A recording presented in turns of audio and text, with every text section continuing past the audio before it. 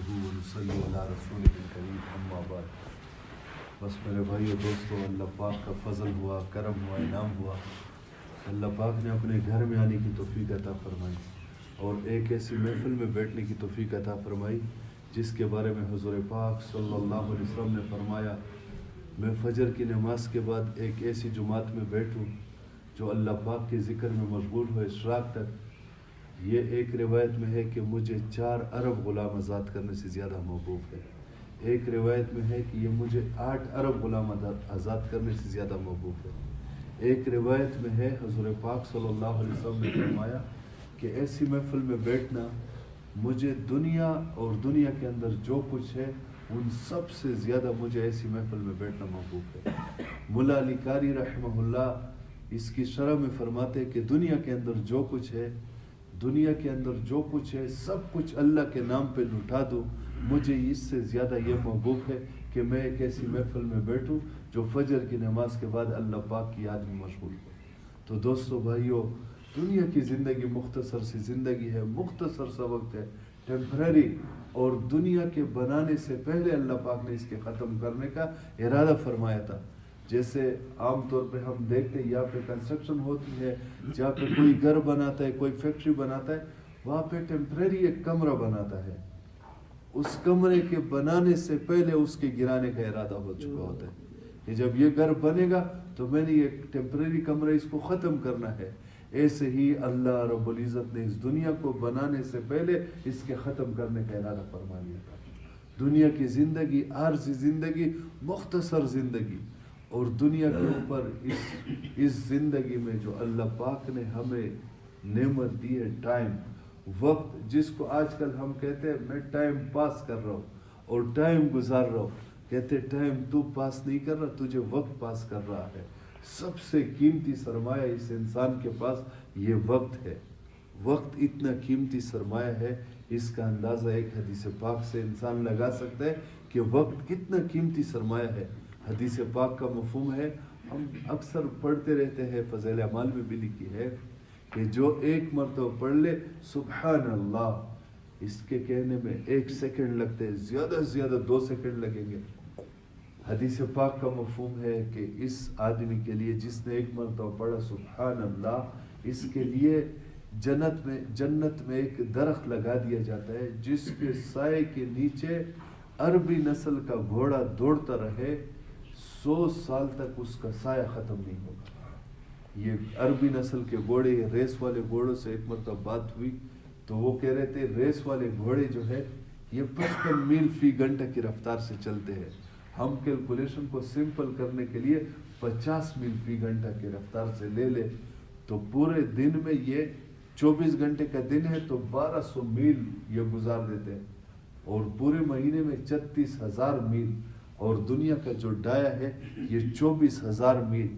تو ایک مہینے میں دنیا کے 1.5 چکر لگائے گا، اور 12 مہینے میں 18 چکر ایک سال میں، اور 100 سال میں 1800 چکر لگائے گا. اور جنت میں جب درخت آپ کا لگا دیا جائے تو نیچے زمین بھی آپ کی اپنی ہوگی. 1 سیکنڈ کے عمل پہ کیا ملا؟ کم از کم، کیونکہ وہ ختم نہیں ہوگا، ہم کہتے ہیں لیٹ سپوز وہ ختم ہو گیا، کم از کم دنیا سے 1800 گنا بڑی آپ کو جنت میں زمین ملی، اور اس کے اوپر پھلدار درخت لگ گیا، اور جنت کے سارے درخت، تنے اس کے سونے کے، پتے اس کے زمرد و یاقوت کے، جب جنت کی ہوا مسیرہ چلے گی وہ آپس میں ٹکراتے ہیں، 1000 برس تک جنتی کھڑے ہوں گے، ان کا جی نہیں بھرے گا. اللہ پاک نے یہ نعمتیں یہ اس ٹائم کے اوپر، اور ٹائم کی قیمت کا اندازہ ایک واقعہ ہے. یہ الیگزینڈر، ایک تو ہے سکندر ذوالقرنین جس کا ذکر قرآن میں ہے، یہ تو مسلمان ہے، یہ تو ایمان والے. ایک ہے الیگزینڈر سکندر یونانی، یہ کافر. سکندر یونانی یہ 25 سال کی عمر میں پوری دنیا کو فتح کرنے کے لیے نکلا، کروڑوں لوگوں کو قتل کر کے واپس مقدونیہ میسیڈونیا میں، چونکہ یونان کا وہ حصہ تھا، ابھی الگ ملک ہے مقدونیہ، تو واپس مقدونیہ جا رہا تھا. تو اس کو بابل کے مقام پہ عراق میں اس کو مچھر نے کاٹا، ملیریا ہوا. اس زمانے میں ملیریا کا علاج نہیں تھا، تو اپنی ایڑیاں رگڑ رگڑ کے مقدونیہ میں اس کے استقبال کی تیاریاں ہو رہی تھی اور اس کی والدہ اس کے انتظار میں تھی کہ سکندر پوری دنیا فتح کر کے 25 سال کی عمر میں نکلا تھا، 7 سال میں دنیا فتح کر کے 32 سال کی عمر میں واپس جا رہا تھا، ایڑیاں رگڑ رگڑ کے کہہ رہا تھا جب بالکل گر گیا ملیریا سے، کاش کاش کوئی مجھے اتنی مہلت دے دے کہ میں میسیڈونیا پہنچ کے اپنی والدہ کی گود میں سر رکھ کے جان دے دوں، میں اس کے بدلے میں پوری سلطنت پوری دنیا کی بادشاہت دینے کو تیار ہوں، مجھے اتنا مہلت ملے، اتنی مہلت ملے، یہ نہ ملی۔ یہ تو بڑی مہلت مانگتا تھا۔ علماء فرماتے ہیں موت کے وقت ایک آدمی 1 سیکنڈ نہیں، مائکرو سیکنڈ نہیں، نینو سیکنڈ نہیں، پیکو سیکنڈ کا کربا حصہ بھی مانگے پھر بھی نہیں ملے گا۔ یہ اتنی قیمتی زندگی ہے، اتنی زبردست زندگی ہے جس کو آج ہم پاس کر رہے ہیں، ہم گزار رہے ہیں۔ اس زندگی سے، اس جگہ سے لینے والی چیز کیا ہے؟ اس جگہ سے لے جانے والی چیز یہ ایمان ہے دوستو بھائیو۔ ایمان کی کیا قیمت ہے؟ یہ چونکہ آپس کا مذاکرہ ہے اس لیے تھوڑی سی بات واضح ہو جائے، ہم سنتے رہتے ایمان کی قیمت کیا ہے۔ ایمان کی قیمت بھی قرآن کی ایک آیت سے پتہ چل جاتی ہے اور حدیث پاک سے پتہ چل جاتی ہے۔ اللہ پاک، یہ حضور پاک صلی اللہ علیہ وسلم نے فرمایا جس کے دل میں رائی کے ذرے کے برابر کا ایمان، رائی کا ذرہ، علماء فرماتے ہیں نا، لوگ پوچھتے یہ رائی کیا چیز ہوتی ہے؟ یار رائی اس ذرے کو بولتے جس کو مزید سمپلیفائی نہ کیا جا سکے، جس کو مزید سپلٹ نہ کیا جا سکے، تو اس کو سائنس میں ایٹم بولتے ہیں۔ ایک آدمی کے پاس ایک ایٹم کے بقدر ایمان ہو، ایٹم اتنا چھوٹا ہوتا ہے سوئی کی نوک کے اوپر 10 لاکھ ہائیڈروجن کے ایٹم آ سکتے ہیں۔ ایک آدمی کے پاس اتنے ایمان کا ذرہ ہو، حدیث پاک کا مفہوم ہے قیامت کے دن ایک دن یہ جہنم سے نکال دیا جائے گا، جنت میں پہنچا دیا جائے گا۔ اور فرماتے جب کافر لوگ یہ دیکھیں گے کہ ایمان کی اتنی قیمت، ایک ذرے ایمان کی اتنی قیمت، تو کافر لوگ کہیں گے ربما یود الذین کفروا لو کانوا مسلمین۔ کافر لوگ، یہ تفسیر عثمانی میں لکھا ہے، یہ کافروں کی آخری تمنا ہوگی، اس کے بعد کوئی ان کی سننے والا نہیں ہوگا۔ وہ کہیں گے کاش کاش ہم بھی ایمان کا یہ ذرہ تو ہم بھی لے کے چلے جاتے دنیا سے۔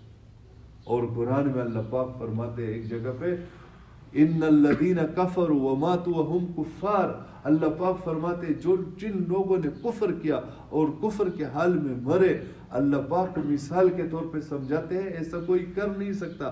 اللہ پاک فرماتے یہ زیمبیا کا کاپر اور گولڈ نہیں، امریکہ کے بینکوں کا گولڈ نہیں، پوری دنیا کے بینکوں سے گولڈ اور سلور کوائن اور سب کچھ نکال کے، اور صرف یہ نہیں، اللہ پاک فرماتے اس کے ڈبل لے آئے۔ ڈبل کہاں سے آئے گا؟ اللہ پاک سمجھاتے اس کے ڈبل لے آئے، پھر بھی فرماتے ہیں اور وہ کہے یا اللہ یہ میرے فدیے میں لے لے، مجھے اس کے بدلے میں جہنم سے نکال لے، اللہ پاک فرماتے کبھی نہیں نکالا جائے گا۔ اس بنا پر علماء فرماتے ہیں ایمان کے ایک ذرے کی قیمت سارے دنیا کے ہیرے جواہرات سے زیادہ ہے۔ یہ اتنی قیمتی چیز ہے۔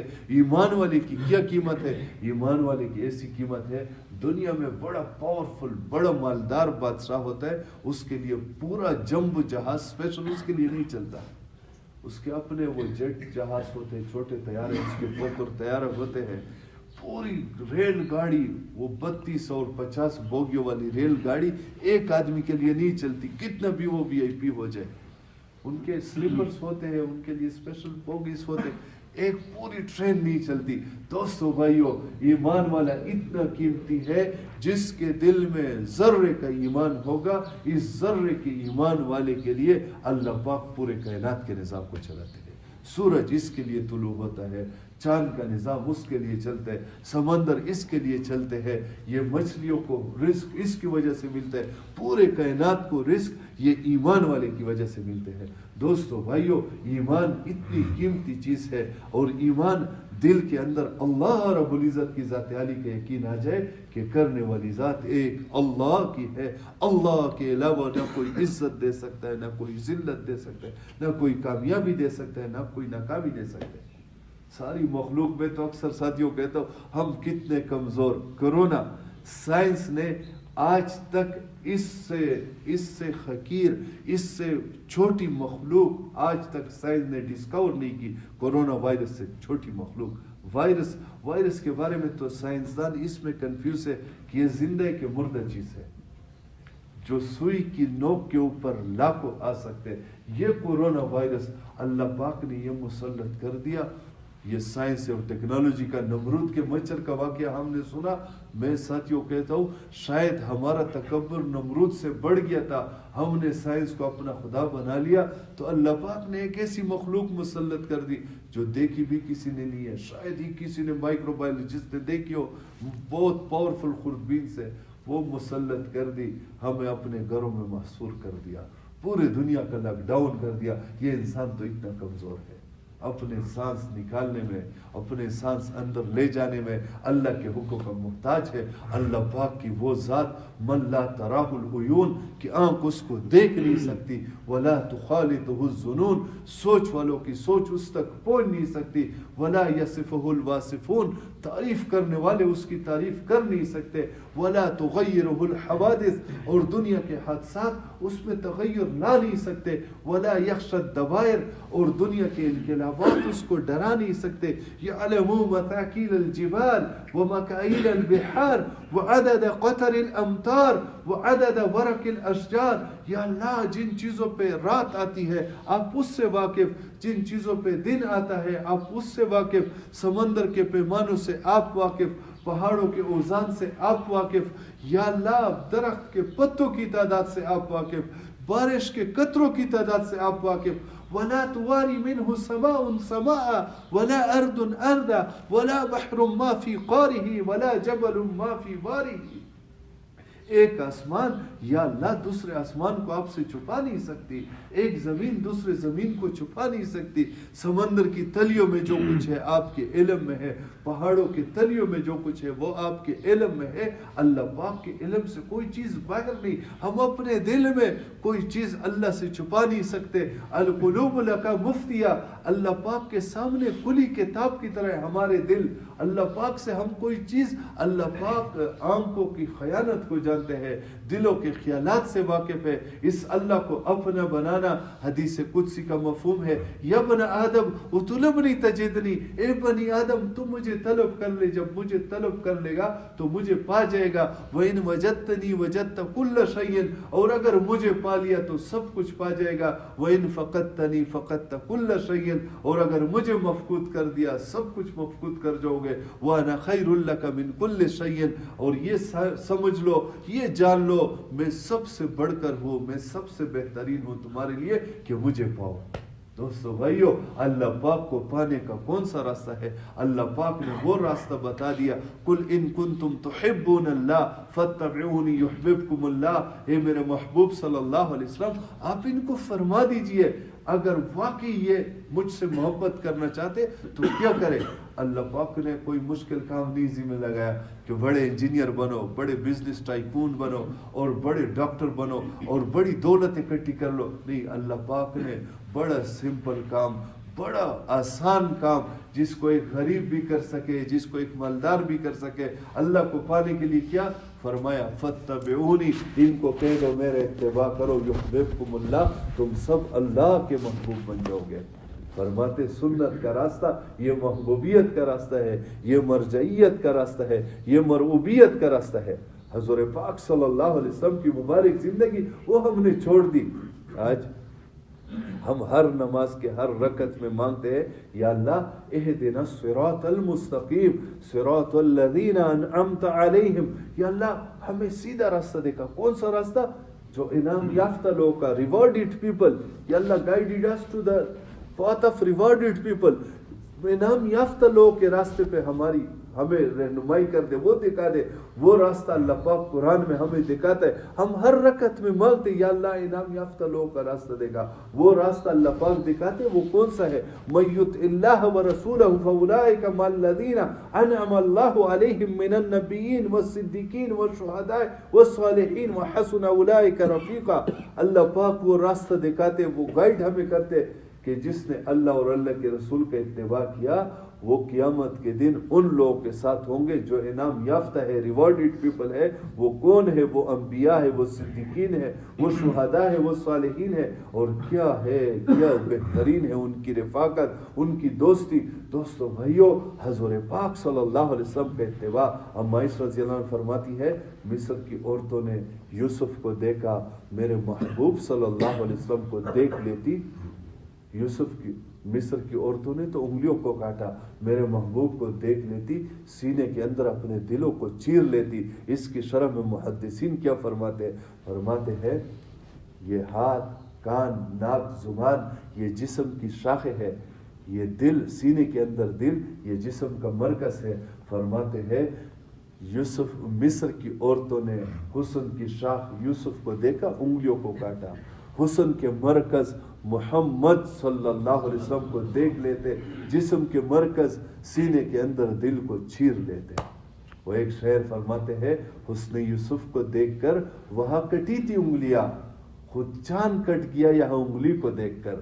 حضرت حسان بن ثابت رضی اللہ عنہ فرماتے وَأَحْسَنَ مِنْكَ لَمْ تَرَ قَطَّ عَيْنِي وَأَجْمَلَ مِنْكَ لَمْ تَلِدِ النِّسَاءُ خُلِقْتَ مُبَرًّا مِنْ كُلِّ عِيبٍ كَأَنَّكَ قَدْ خُلِقْتَ كَمَا تَشَاءُ۔ آپ جیسا حسین میری آنکھ نے دیکھا نہیں، آپ جیسے جمال والا ماں نے جنا نہیں۔ آپ کو اللہ پاک نے ہر عیب سے مبرہ پیدا کیا، آپ کو اللہ پاک نے ایسے بنایا جیسے خود اپنے آپ کو چاہا۔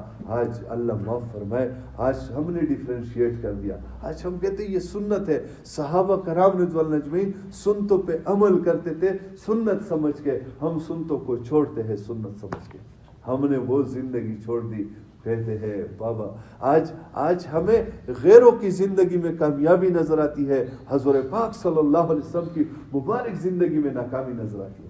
یہ پتہ نہیں زیمبیا میں کیا ہوگا، ہمارے علاقوں میں، دیہاتوں میں جب کسی کو زہریلا سانپ ڈس لیتا ہے تو ہسپیٹل دور ہوتے ہیں، فرسٹ ایڈ ان کو مشکل سے ملتی ہے، تو سب سے پہلا کام جب فرسٹ ایڈ والا بندہ سمجھدار آتا ہے وہ کیا کام کرتا ہے؟ وہ یہ کام کرتا ہے کہ زہر نے دل پہ تو اثر نہیں کیا، وہ ایک چیک اس کے اوپر رکھتے ہیں، کیونکہ اگر زہر دل تک پہنچ جائے نا تو تریاک اگر اس کو پلا دیا تو تریاک اس کے لیے زہر بن جاتا ہے، وہ پھر مر جاتا ہے۔ تو یہ چیک کرنے کے لیے کہ زہر دل پہ تو نہیں آیا، وہ کیا کرتے ہیں، وہ اس کے منہ پہ یا میٹھی چیز رکھتے یا کڑوی چیز رکھتے۔ جب زہر دل تک پہنچ جائے تو کڑوی چیز میٹھی لگتی ہے، میٹھی چیز کڑوی لگتی ہے۔ آج دوستو بھائیو، آج گناہوں کا زہر ہمارے دلوں تک پہنچ گیا، ہمیں حضور پاک صلی اللہ علیہ وسلم کی مبارک زندگی میں ناکامی نظر آتی ہے، ان کے دشمنوں کی زندگی میں کامیابی۔ یہ جیسے مصنوعی پھول دیکھے نا، کاغذ کے پھول، اس میں کوئی خوشبو ہوتی ہے؟ کوئی خوشبو نہیں۔ اسی طرح خدا کی قسم یہ مصنوعی زندگی ہے، اس کے اندر کوئی خوشبو نہیں ہے۔ جیسے پلاسٹک کی گاڑیاں ہوتی ہیں نا، کھلونے گاڑیاں، اس کے اوپر ایک بچے کو اعتماد ہوتا ہے کہ یہ گاڑی مجھے منزل مقصود پہ پہنچا دے گی۔ پلاسٹک کا جہاز، ایک بچے کو بھی اس پہ اعتماد نہیں ہے کہ یہ جہاز مجھے گھر تک پہنچا دے گا۔ یہ اسی طرح یہ پلاسٹک کی زندگی ہے، خدا کی قسم یہ جنت میں پہنچانے والی ہے۔ یہ دنیا دارالامتحان ہے، اس امتحان میں کون پاس ہے؟ اس امتحان میں وہ پاس ہے جو نبی جی کے پاس ہے، جو نبی جی سے دور ہے وہ فیل ہے۔ اب آپ بتائیں، ماشاءاللہ سارے سمجھدار ہیں، پڑھے لکھے، ایک بچہ امتحان میں پیپر سالو کر رہا ہے لیکن وہ غلط سالو کر رہا ہے، وہ فیل ہو رہا ہے۔ دوسرا بچہ فیل بچے کی نقل اتارے، فیل کی نقل اتارنے والا پاس ہو سکتا ہے، فیل کی نقل اتارنے والا بھی فیل ہے۔ اب دوستو بھائیو، کافر تو فیل ہے، تو کافروں کی نقل اتارنے سے ہم کیسے پاس ہو جائیں گے؟ اور حضور پاک صلی اللہ علیہ وسلم کو جب بھی سخت امر پیش آتا نماز کی طرف متوجہ ہوتے۔ نماز، حضور پاک صلی اللہ علیہ وسلم کسی کو خواب میں آئے، آپ کی آنکھ مبارک دکھ رہی تھی، عرض کیا یا رسول اللہ آپ کی آنکھ دکھ رہی ہے؟ فرمایا ہاں، میرے آنکھوں کی ٹھنڈک نماز میری امت نے چھوڑ دی۔ آج نماز کا اہتمام ہو اور اس نماز کو سیکھنا ہو اور اس کے ساتھ اللہ پاک کا ذکر، اللہ پاک کی یاد، یہ جلاء القلوب ہے جس کو 4 چیزیں مل گئی، حدیث پاک کا مفہوم ہے اس کو دنیا آخرت کی بھلائی مل گئی۔ ذکر کرنے والی زبان، شکر ادا کرنے والا دل، مشقت برداشت کرنے والا جسم اور طبیعت کے موافق بیوی، فرمائے اس کو دنیا آخرت کی بھلائی مل گئی۔ روزانہ اللہ پاک کی طرف سے بندوں پہ صدقہ ہوتا ہے، عطیہ ہوتا ہے، اس سے بڑھ کے صدقہ اللہ پاک کی طرف سے کسی بندے پہ ہوتا نہیں ہے جس کو اللہ پاک اپنے ذکر کی توفیق دے دے اور ہمارے اخلاق محمدی بن جائے۔ اور اخلاق تب اخلاق ہے جب ان میں اخلاص ہو، اخلاص نہ ہو تو اغراض بن جاتے ہیں۔ اغراض اور چیز ہے، اخلاق اور چیز ہے۔ یہ لوگ کہتے ہیں نا، یہ تبلیغ والوں نے 6 نمبر نکالے، یہ 6 نمبر یہ نبیوں کو ملے۔ ایک مرتبہ مولانا طارق جمیل صاحب فرما رہے تھے کہ مجھے میاں جی عبداللہ صاحب رحمہ اللہ، ہمارے یہ شروع میں جن لوگوں 20 بندوں نے رائے کے مرکز کو آباد کیا تھا ان میں ایک میاں جی عبداللہ صاحب بھی تھے، کہنے لگے میاں جی عبداللہ صاحب رحمہ اللہ نے مجھے کہا کہ مولانا یہ مکی صورتوں میں غور کرو۔ تو کہتے میں نے کہا مکی صورتوں، قرآن میں تو میں غور کرتا ہوں، مکی صورتوں میں کون سی خاص وجہ ہے؟ کہا کہ مولانا الیاس رحمہ اللہ نے فرمایا جب مجھے یہ کام ملا تو مجھے یہ بات بھی القاء ہوئی کہ مکی صورتوں میں غور کرو۔ تو کہتے میں نے سورہ طٰہٰ کھولی، مکی صورت، جب اس میں غور کیا پہلے شروع میں مجھے تبلیغ کے 6 نمبر ملے۔ اللہ پاک موسیٰ علیہ السلام کو کیا فرماتے؟ اننی انا اللہ لا الہ الا انا فاعبدنی، پہلا نمبر۔ دوسرا نمبر اللہ پاک کیا فرماتے ہیں موسیٰ علیہ السلام کو؟ اقیم الصلاۃ لذکری، میرے ذکر کے لیے نماز قائم کر دے۔ تیسرا نمبر موسیٰ علیہ السلام خود اللہ پاک سے دعا مانگتے، رب اشرح لی صدری، یا اللہ میرے سینے کو کھول لے، کس چیز کے لیے؟ علم کے لیے، سینے کے نور کا نام علم ہے۔ اور پھر اللہ پاک فرماتے دونوں کو، ہارون علیہ السلام اور موسیٰ علیہ السلام کو، ولا تنی فی ذکری، میرے ذکر کو بھولنا مت، تیسرا نمبر۔ اور چوتھا نمبر موسیٰ علیہ السلام جلدی سے کوہ طور پہ گئے، اللہ پاک نے پوچھا کس لیے جلدی سے آئے؟ رب نے تردا، یا اللہ اس لیے کہ تو راضی ہو جائے۔ اور دوسری جگہ پہ اسی سورہ طٰہٰ میں اللہ پاک فرماتے وَاصْطَنَعْتُكَ لِنَفْسِي، تجھے میں نے اپنے آپ کے لیے، اپنے نفس کے لیے بنایا۔ اور فرماتے ہیں یہ 6 نمبر فَاذْهَبْ إِلَىٰ فِرْعَوْنَ إِنَّهُ طَغَىٰ۔ مولانا یوسف صاحب رحمہ اللہ کے بارے میں آتا تھا کہ یہ قرآن پاک کی ہر آیت کو دعوت پہ فٹ کر سکتے تھے۔ حاجی عبدالوہاب صاحب رحمہ اللہ فرمایا کرتے تھے قرآن دائی پہ نازل ہوا ہے، اس کو دائی سمجھتا ہے۔ مولانا یوسف صاحب رحمہ اللہ اس آیت کے بارے میں فرمایا کرتے تھے اخلا نعلیک، کہ اپنے جوتے اتار دے۔ اس کے بارے میں مولانا یوسف صاحب رحمہ اللہ فرمایا کرتے تھے کہ اللہ پاک نے موسیٰ علیہ السلام کو فرمایا جوتے اتار دے، آرام سے بیٹھ جاؤ کہ میں تمہیں دعوت کے اسلوب سمجھا دوں۔ اور اس آیت سے 5 صفات دائی کی نکالی ہے۔ اذهب الى فرعون انه طغى، جو فرعون کے پاس وہ سرکش ہو گیا۔ اس میں 5 کون سی صفات ہے دائی کی؟ موسیٰ علیہ السلام کو کس حال میں یہ حکم ملا؟ شرم و شیخ کا علاقہ، برفانی رات تھی، طوفانی رات تھی، اور بیوی کو درد ذہ ہو رہا تھا، ان کو بچہ جننے کی تکلیف شروع ہو گئی تھی اندھیری میں۔ اور اب فرمایا موسیٰ علیہ السلام نے اپنے بیوی بچوں کو نہیں دیکھا، 10 سال کی کمائی، بکریاں 7 تھی، اپنے بیوی بچوں کو نہ دیکھا، اپنے مال کو نہیں دیکھا۔ کس کے پاس بھیجا جا رہا ہے؟ فرعون کے پاس، جس کی وجہ سے 10 سال مدین میں گزارے ہیں، اپنی جان کی پرواہ نہ کی۔ اور چوتھی صفت، جس حال میں نکلنے کو کہا گیا، بیوی کو درد ذہ ہے، اندھیری رات ہے، اس حال میں نکلنے کو کہا گیا، اس حال میں تیار ہو گیا۔ اور 5ویں صفت یہ ہے ان اجریہ الا علی اللہ، ہم نے لینا ہے تو قیامت کے دن اللہ سے لینا ہے، ہمیں اور کوئی کچھ نہیں دے سکتا۔ یہ 5 صفات مولانا یوسف صاحب رحمہ اللہ فرمایا کرتے تھے، جس کے اندر آ جائے اللہ پاک اس کو ہدایت کا سورج بنا کے پوری دنیا میں چمکائے گا۔ لوگ کہتے ہیں نا میں لیٹ ہو جاؤں گا، سال بعد چلا جاؤں گا، ایک لمحے کی تاخیر کتنا نقصان کرتی ہے۔ ایک واقعہ عرض کرتا ہوں، ہم پڑھتے رہتے ہیں فضائل اعمال میں حضرت حنظلہ رضی اللہ عنہ، حضرت حنظلہ رضی اللہ عنہ کے بارے میں کیا لکھا ہے؟ غسل کرنے بیٹھ بھی گئے تھے، سر کو دھو رہے تھے کہ مسلمانوں کی شکست کی آواز کان میں پڑی۔ اب ماشاءاللہ سارے سمجھدار ہیں، غسل کرنا کون سا مشکل کام ہے؟ غسل جنابت کرنا، منہ میں پانی ڈالنا، ناک میں پانی ڈالنا، کلی کرنا، ناک میں، پورے جسم پہ پانی، یہ تو کام ہے۔ جب سر کو دھو رہے تھے تو ایک بالٹی اٹھا کے ڈالنا تھا، 1 منٹ کی تاخیر ہو جاتی نا، زیادہ سے زیادہ 1 منٹ کی تاخیر کرتے تو کیا ہوتا؟ علماء یہاں پہ کوشچن ہے کیا ہوتا 1 منٹ کی تاخیر؟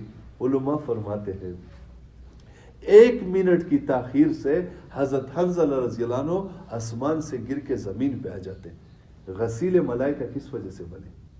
1 منٹ کی تاخیر کرتے غسیل ملائکہ پورے صحابہ کی جماعت میں سوائے حنظلہ رضی اللہ عنہ کے علاوہ کوئی بھی نہیں ہے. صدیق اکبر نہ بنے، فاروق اعظم غسیل ملائکہ نہ بنے، حضرت حنظلہ رضی اللہ عنہ بنے 1 منٹ کی قدر کی. اور عبداللہ بن رواحہ رضی اللہ عنہ کا ہم فضائل اعمال میں پڑھتے آدھا دن جو تاخیر کی، حالانکہ بڑی بات کے لیے، جمعے کی نماز کے لیے، مسجد نبوی میں پڑھنے کے لیے، امام الانبیاء کے پیچھے جمعہ پڑھنے کے لیے، یہ کتنی بڑی سعادت کی باتیں ہیں. اس تاخیر کی وجہ سے فرماتے ہیں آپ کو جو میدان جنگ میں تردد پیش آیا، فضائل اعمال میں پڑھتے نا کہ آپ کو تردد پیش آیا، فرماتی یہ تردد جو پیش آیا یہ اس تاخیر کی وجہ سے پیش آیا جو آپ نے آدھا دن تاخیر کی. اب میں اپنے دنیا کے کاموں کے لیے تاخیر کر دوں. آخری بات عرض کرتا ہوں، اللہ پاک فرماتے ہیں یا ایھا الذین آمنوا ما لکم اذا قیل لکم انفروا فی سبیل اللہ ثقلتم الی الارض اردیتم بالحیاۃ الدنیا من الآخرہ فما متاع الحیاۃ الدنیا فی الآخرۃ الا قلیل. اللہ پاک فرماتے اے ایمان والو، تمہیں کیا ہو جاتا ہے جب تمہیں کہا جاتا ہے نکلو اللہ کے راستے میں، تم چمٹ جاتے ہو زمین سے. اللہ پاک فرماتے کیا تم دنیا کی زندگانی پہ آخرت کے مقابلے میں راضی ہو گئے؟ آگے اللہ پاک فرماتے الا تنفروا، اگر تم نہ نکلے تو کیا ہو جائے گا؟ اللہ پاک فرماتے میں تمہیں دردناک عذاب دوں گا، نماز چھوڑنے پہ نہیں، نہ نکلنے پہ. اور آگے اللہ پاک نے فرمایا میں تمہیں ختم کر کے دوسری قوموں کو اٹھاؤں گا. ہسٹری آف اسلام پڑھے نا، عربوں نے نکلنا کم کر دیا، اللہ پاک نے شامیوں کو کھڑا کر دیا. شامیوں نے نکلنا کم کر دیا، اللہ پاک نے ترکوں کو کھڑا کر دیا، سلجوکیوں کو کھڑا کر دیا، غزنویوں کو کھڑا کر دیا، زنگیوں کو کھڑا کر دیا. جب انہوں نے کم کر دیا تو اقبال کا شعر ہے محو حیرت ہوں میں تاتار کے فسانے سے، پاسبہ مل گئے کعبے کو صنم خانے سے. اللہ پاک نے تاتاریوں کو کھڑا کر دیا، چنگیز خان کی اولاد، انہوں نے کم کر دیا. اللہ پاک نے عثمانیوں کو کھڑا کر دیا. خلافت عثمانی کمال اتاترک مصطفیٰ کمال پاشا لعنت اللہ، وہ خلافت کے خاتمے کا اعلان کرتے ہیں 1923 میں. 1923 میں مولانا الیاس رحمہ اللہ کو یہ کام القاء ہوتا ہے. 1917 میں بلفور ڈکلیریشن ہوتی ہے جس کے اندر یہ لکھا تھا کہ فلسطین کے اندر یہودی زمینیں لے سکتے. 1917 میں مولانا الیاس رحمہ اللہ میوات کے علاقے میں شفٹ ہوتے. اللہ پاک کا ایک نظام چل رہا ہے دوستو بھائیو، یہ کام ایک بہت بڑی نسبت کو لے کے چل رہا ہے، ایک بہت بڑی چیز لے کے چل رہا ہے پوری دنیا میں. آج بھی وہ ڈاکٹر سلیم صاحب ہمارے ساتھ مذاکرہ کر رہے تھے، ہم جب یہاں پہ آ رہے تھے، وہ کہنے لگے صحابہ کرام کے بعد، ان کے وقت کے بعد پوری دنیا میں سارے دنیا کے مسلمانوں کو ایک سانچے میں ایک ترتیب سے متحرک کرنے والی کوئی تحریک آپ کو تاریخ میں نہیں ملے گی سوائے اس تبلیغ کے. 14ویں صدی میں اللہ پاک نے یہ کام دے دیا، اور یہ اتنا بڑیا کام ہے، اتنا اونچا کام ہے. یہ فضیل بن ایاز رحمہ اللہ کے دوست عبداللہ بن مبارک، دونوں کی دوستی تھی. فضیل بن ایاز نے اتنی وہ عبادت کی نا کہ اس کا نام لقب پڑ گیا عابد الحرمین. حرم میں اتنی عبادت کرتے تھے. تو فضیل بن ایاز نے اپنے دوست عبداللہ بن مبارک کو خط لکھا اور کہا میں حرم میں عبادت کرتا ہوں اور ملتزم سے چمٹتا ہوں اور حجر اسود کے بوسے لیتا ہوں، اور بہت بڑے فضائل لکھے. عبداللہ بن مبارک 6 مہینے درس دیتے تھے، 6 مہینے اللہ پاک کے راستے میں جہاد کرتے تھے. جہاد کا معنی یہ کافروں کی سازش سے، جہاد کا معنی ہم نے قتال میں تبدیل کر لیا، حالانکہ جہاد کی ابتدا دعوت ہے، انتہا قتال ہے. تو عبداللہ بن مبارک رحمہ اللہ نے ان کو اشعار لکھے جواب میں. پہلا شعر میں سناتا ہوں، میں عرض کر دیتا ہوں، باقی تو ان کے 90 اشعار ہیں. ان کو لکھا یا عابد الحرمین لو ابصرتنا، اے حرمین کی عبادت کرنے والے اگر تو ہمیں دیکھ لے. یہ ملتزم سے چمٹنے والے، حجر اسود کے بوسہ لینے والے، اگر تو ہمیں دیکھ لے. انک یا عابد الحرمین لو ابصرتنا، کہ اگر یہ ہمیں دیکھ لے تو تمہیں اپنے حرم کی عبادت یہ بچوں کا کھیل لگنے لگے. جب مکہ فتح ہو گیا تو کچھ صحابہ نے کہا ہم حاجیوں کو پانی پلائیں گے، کچھ نے کہا ہم حرمین کی صفائی کریں گے، خانہ کعبہ کی صفائی کریں گے۔ اب یہ پوچھنے کے لیے حضور پاک صلی اللہ علیہ وسلم کے پاس عمر فاروق رضی اللہ عنہ جا رہے تھے، لمبی تفسیر ہے، تفسیر میں نہیں جاتا۔ اللہ پاک نے ان کے جانے سے پہلے وحی اتاری۔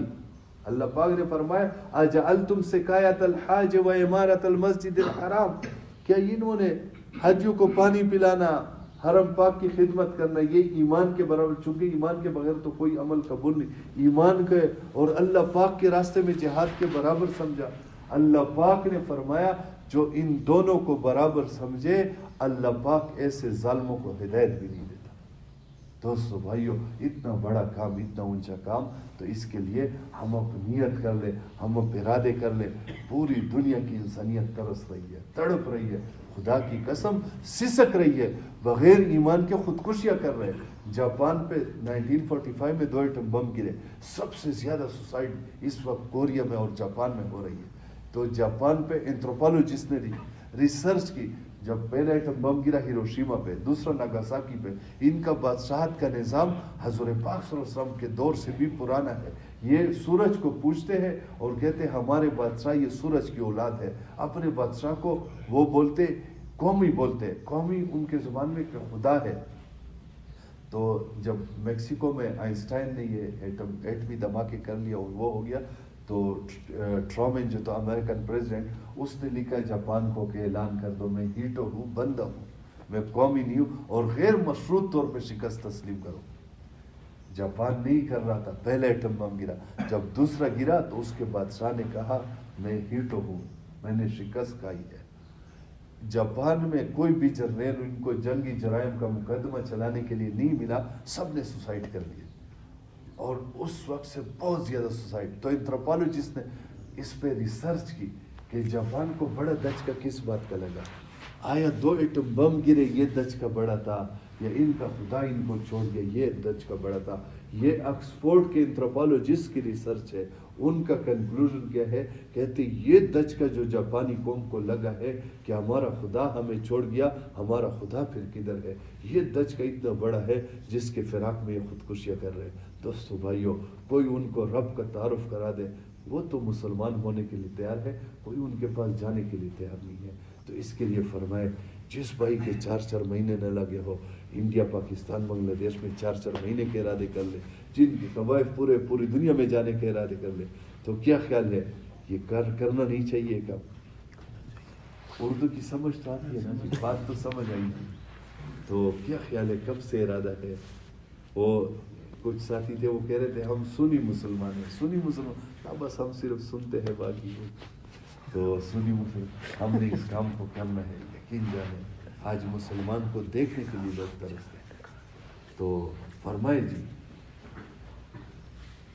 یہ رائیونڈ کا اجتماع بھی شروع ہو رہا ہے الحمدللہ، اب کورونا کی پابندیاں بھی ہٹ گئی ہیں۔ اب تو کوئی لوگ بولا ہمیں وہ فارن سے وہ ٹیلی فونز آتے تھے، ہم کہتے نہیں بابا ابھی فی الحال نہ ہو، فی الحال اب اللہ پاک نے راستے کھول دیے، اور بھی اللہ پاک راستے کھولے گا، اور بھی کھولے گا، تو ہم اب اس کے لیے نیت کر لیں، ہم اب ارادے کر لیں۔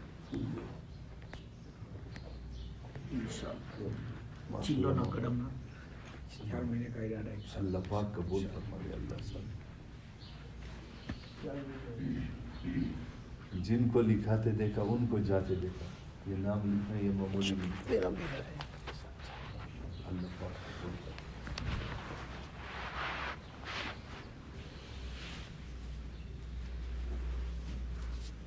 اور لساکا کا اجتماع کب ہے؟ منگل سے، تو اجتماع میں تو سارے ساتھی شرکت کریں گے نہیں، اور ہم تو ہمارے ہاں جب اجتماع شروع ہوتا ہے نا، تو چونکہ مستورات تو اجتماع میں شرکت نہیں کر سکتی، اور ہم چاہتے کہ وہ بھی اجر میں شریک ہو، تو ہمارے ہاں یہ ہوتا ہے کہ مستورات گھروں میں روزے رکھنا شروع کر دیتی ہے، اور دعائیں اور نفل پڑھنا، تو ان کا بھی اس اجتماع میں بھرپور حصہ ہوتا ہے۔ ہم اپنی مستورات کو بھی فکر مند کر لیں کہ اس کے لیے اللہ پاک سے مانگے اور روزے رکھے کہ اللہ پاک ہر قسم کے شرور سے اس کی حفاظت فرمائے، اشرار کے شرور سے اور مفسدین کے فساد سے اور حاسدین کے حسد سے اللہ پاک اس کی حفاظت فرمائے۔ اور جو تقاضے ہیں اللہ پاک اپنے خزانے غیب سے پورے کر دے، اور جو ملکوں کی پابندیاں ہیں اللہ پاک کو پابندیاں اٹھا لے۔ تو سارے ساتھی اس کی محنت کریں گے نا کہ کوئی ساتھی بغیر اس کے رہے نہیں، سارے ساتھی وہاں پر اجتماع میں موجود۔ جمعرات کا دن بھی ہے تو اثر سے ہی سب آج تو شب جمعہ بھی ہے انشاءاللہ، ہمارے ہاں تو اثر سے اشراق ہوتا ہے، تو شب گزاری 6 دن ہم ادھر 1 دن وہاں پہ، اگر یہ نہیں کر سکتے تو ہفتے میں ہے 168 گھنٹے 168 آورس ہوتے ایک ہفتے میں، تو 3 گھنٹے تو ہم نکال لیں۔ جب میرے کام 168 گھنٹے میں نہ بنے تو 3 گھنٹے کی قربانی سے بگڑیں گے بھی نہیں۔ تو انشاءاللہ سارے ساتھی عصر سے عشاء تو کم از کم کی نیت، اور ویسے اچھی نیت تو یہ کہ رات بھی وہاں پہ گزار، ٹھیک ہے انشاءاللہ۔ امین۔ الحمدللہ رب العالمین، والصلاة والسلام علی اشرف الانبیاء والمرسلین وعلی آلہ واصحابہ اجمعین۔ رب اغفر وارحم وانت خیر الراحمین۔ ربنا هب لنا من ازواجنا وذریاتنا قرۃ اعین واجعلنا للمتقین اماما، وصلی اللہ تعالی علی خیر خلقہ محمد وآلہ۔ جیسا اشراق پڑھ جی